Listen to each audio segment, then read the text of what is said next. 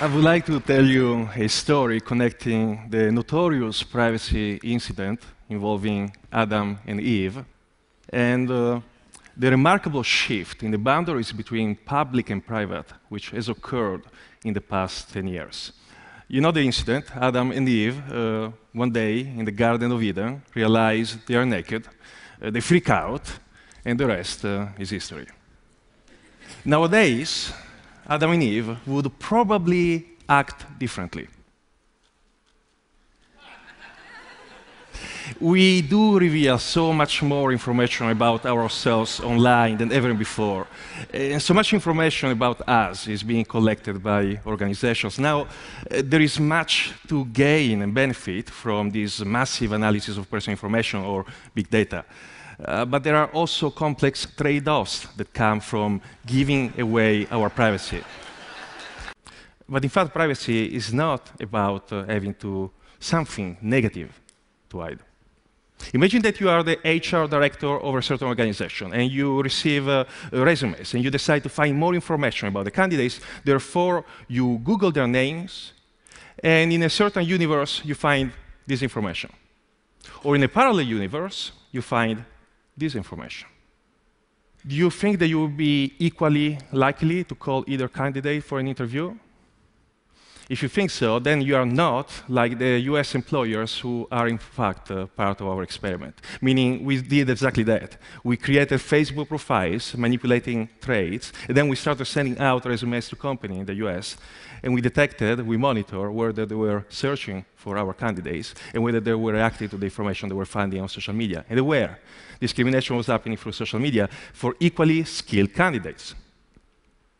Now, marketers like us to believe that all information about us will always be used in a manner which is in our favor.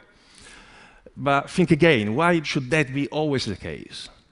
In a movie which came out a few years ago, Minority Report, a famous scene had Tom Cruise walk in a mall and holographic, personalized advertising would appear around him. Now, that movie is set in 2054, about 40 years from now. And as exciting as that technology looks, it already vastly underestimates the amount of information that the organization can gather about you, and now they can use it to influence you in a way that you will not even detect. There is a second privacy interpretation of the story of the Garden of Eden, which doesn't have to do with the issue of Adam and Eve feeling naked and feeling ashamed. You can find echoes of this interpretation in John Milton's Paradise Lost. In the garden, Adam and Eve are materially content. They're happy, they're satisfied. However, they also lack knowledge and self-awareness. The moment they eat the aptly named fruit of knowledge, that's when they discover themselves. They become aware. They achieve autonomy. The price to pay, however, is leaving the garden. So privacy, in a way, is both the means and the price to pay for freedom.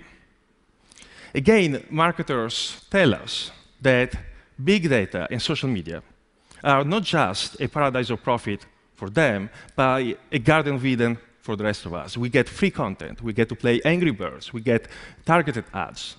But in fact, in a few years, organizations will know so much about us that we'll be able to infer our desires before we even form them, and perhaps buy products on our behalf before we even know we need them.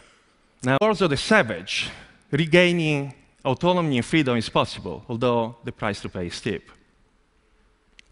So I do believe that one of the defining fights of our times will be the fight for the control over personal information.